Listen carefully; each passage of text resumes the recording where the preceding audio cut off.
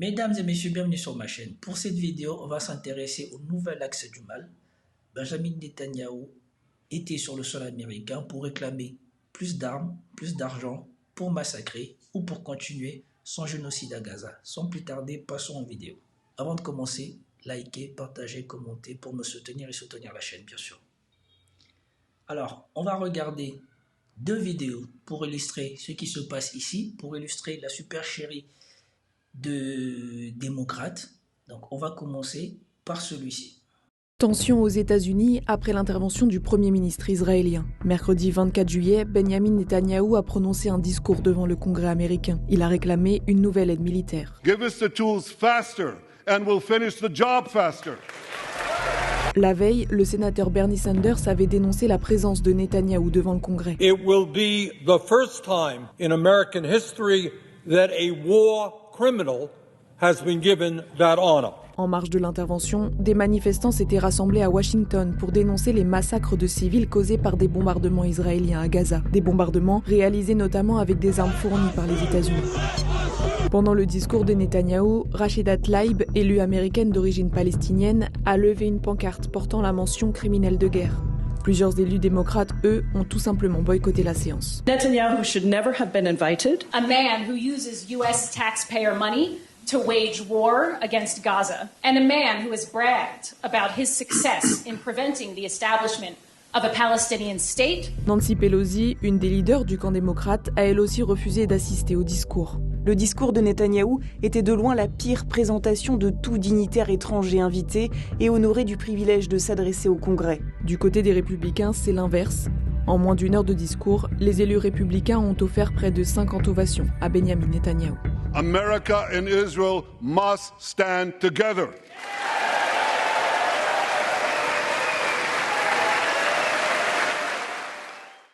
Alors là, c'était le résumé que Le Monde en a fait. Maintenant, nous allons voir le résumé que TV5 en a fait. Cela devait être le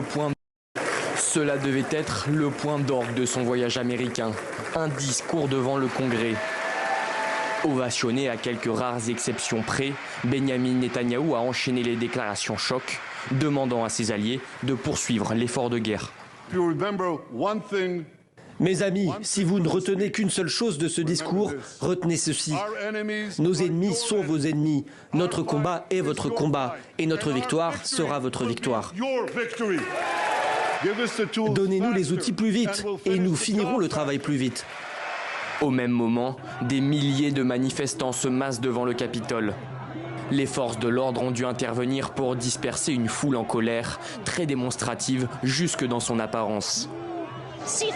Les démocrates jugent bon d'inviter Netanyahou à s'exprimer, alors que 56% de leurs électeurs interrogés pensent qu'il s'agit d'un génocide. C'est impardonnable. Nous observons et nous votons en conséquence. Nous observons Biden et la vice-présidente Harris. Visés par les manifestants, les démocrates n'étaient pas tous présents pour assister à ce discours. À commencer par Kamala Harris, en course désormais pour la Maison-Blanche, absente pour cause d'incompatibilité d'agenda. Au total, ce sont 60 élus démocrates qui ont officiellement boycotté la venue du Premier ministre israélien au Congrès. Parmi eux, Nancy Pelosi, l'ancienne présidente de la Chambre des représentants, qui n'a pas hésité à commenter le discours, atterrée par la négligence du gouvernement israélien envers les familles d'otages. La présentation de Benjamin Netanyahou dans l'hémicycle de la Chambre des représentants aujourd'hui a été de loin la pire présentation de tout dignitaire étranger invité et honoré du privilège de s'adresser au Congrès des États-Unis. À la nuit tombée, les manifestations ont continué, mais cette fois-ci, sous les fenêtres de l'hôtel de Benjamin Netanyahou. Pardonnez-moi si je me trompe, mais je ne pense pas qu'un exécutif ou un représentant d'un exécutif d'un État étranger peut se rendre sur le sol d'un autre pays sans l'aval ou sans l'autorisation des autorités de ce pays, ce qui veut dire des démocrates, ce qui veut dire de l'administration Biden. Ici, c'est l'administration Biden qui autorise Netanyahou, tout en sachant que sur le plan international, ce type est considéré comme un criminel de guerre, qu'il y a la demande d'un mandat d'arrêt contre lui qui a été fait par la CPI It will be the first time in American history that a war criminal has been given that honor. Pendant le discours de Netanyahou, Rachida Tlaib, élue américaine d'origine palestinienne, a levé une pancarte portant la mention criminel de guerre. Mais il le laisse venir sur le pays. Et une fois dans le pays, là où il va pouvoir mettre en exécution toutes ces choses dont il demande, il va pouvoir prospecter, récolter de dons, de l'argent, renforcer ses alliances avec les États-Unis pour continuer à massacrer à Gaza. Ils veulent se laver les mains et faire croire qu'ils ne sont responsables de rien.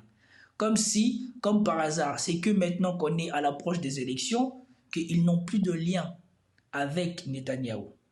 Or, nous savons que c'est l'administration Biden qui a combattu toute résolution de l'ONU qui visait à sanctionner Israël ou à imposer la paix à Israël. C'est les États-Unis, c'est l'administration Biden qui fait ça. Et comme par hasard, là, on a des élus démocrates.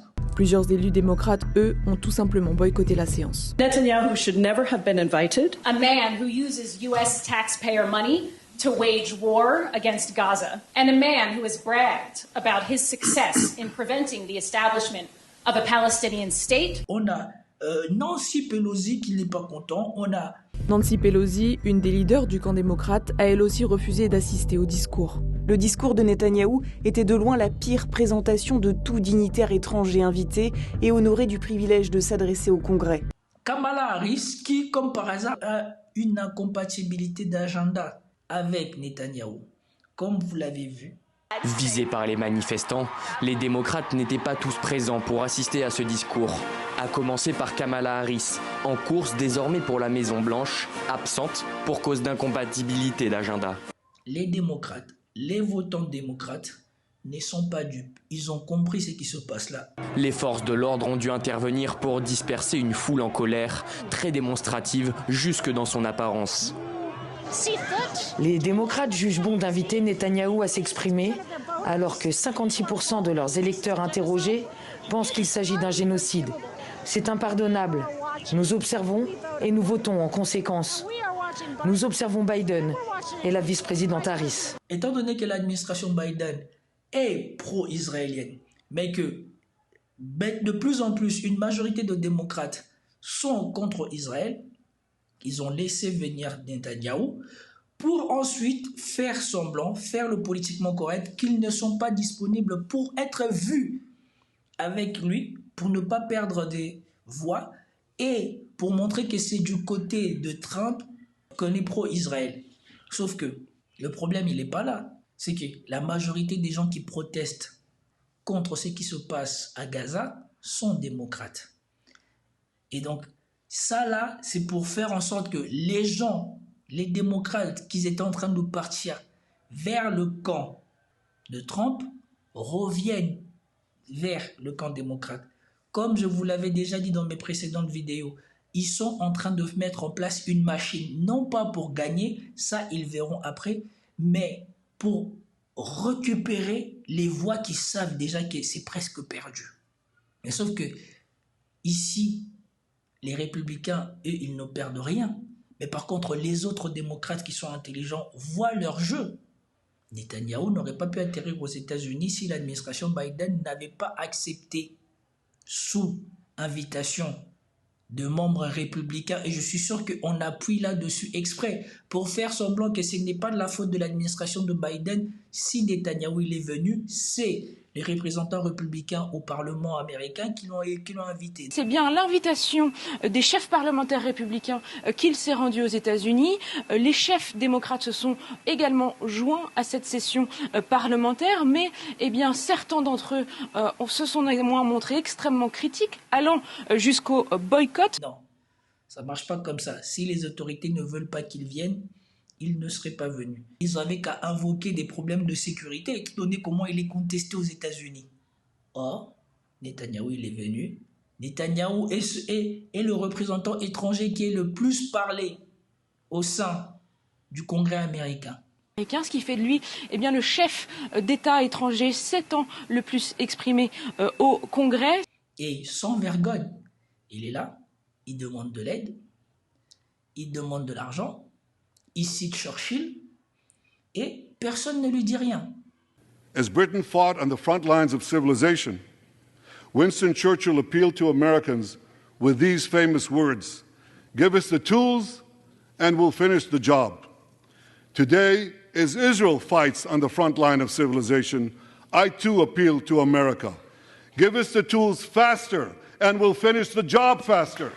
Mes amis, si vous ne retenez qu'une seule chose de ce discours, retenez ceci. Nos ennemis sont vos ennemis. Notre combat est votre combat. Et notre victoire sera votre victoire. Donnez-nous les outils plus vite et nous finirons le travail plus vite.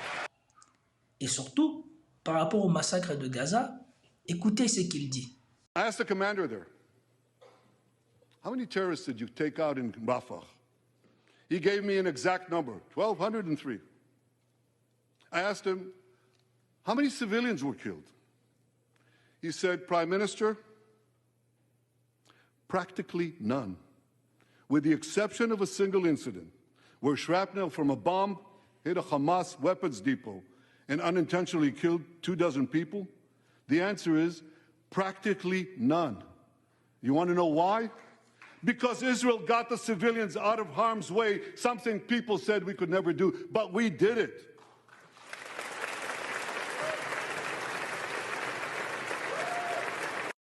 Alors qu'on est en train d'avoisiner les 200 000 morts à cause de la situation qu'il a créée à Gaza, il vient au Congrès américain et il dit qu'ils n'ont pratiquement pas tué de civils et qu'ils ont réussi à mettre en sécurité les civils de Gaza.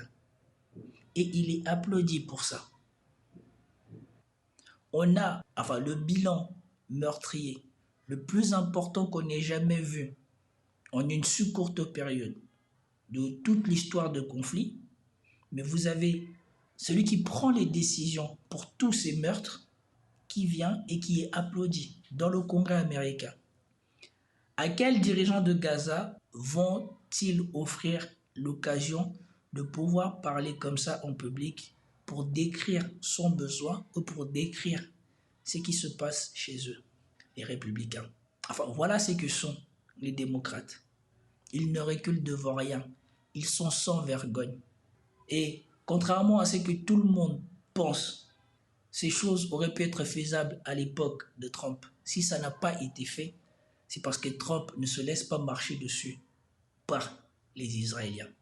Ils le savent que si jamais il y aurait eu conflit, ils n'auraient pas eu la largesse de faire ce qu'ils ont fait à Gaza avec Trump. Et là, c'est un piège pour essayer de lier Trump au sort de Netanyahou et au sort d'Israël. Parce qu'ils savent que si Trump il arrive, même si son camp est pro-israélien, Trump il n'est pas pro-guerre. Il sait que la guerre coûte cher, il sait que la guerre emmène du mécontentement, il sait que la guerre emmène aussi des surprises. Et probablement qu'avec Trump, jamais les choses n'auraient dégénéré comme ça. Parce qu'il aurait mis Netanyahou devant le fait accompli. Soit tu règles cette histoire vite fait, soit tu ne règles rien du tout. Moi, c'est comme ça que je le vois. Il n'aurait peut-être pas empêché Israël de faire son intervention, mais il n'aurait pas laissé Israël faire son intervention dans les proportions et dans les massacres qui ont eu lieu à Gaza. Et donc, pensez à cela. Pensez à toute la machination qui est derrière ça. À tout ce qu'on vous met devant les yeux. Tous les médias sont en train d'essayer de mettre cette visite sur le dos des républicains. Or, ceux qui sont derrière cette visite, c'est avant tout les démocrates. Ça, c'est mon avis. Si vous n'êtes pas d'accord, dites-le moi dans les commentaires. C'était tout pour cette vidéo. Je vous remercie. Commentez, likez, partagez. Je vous dis à plus. Ciao.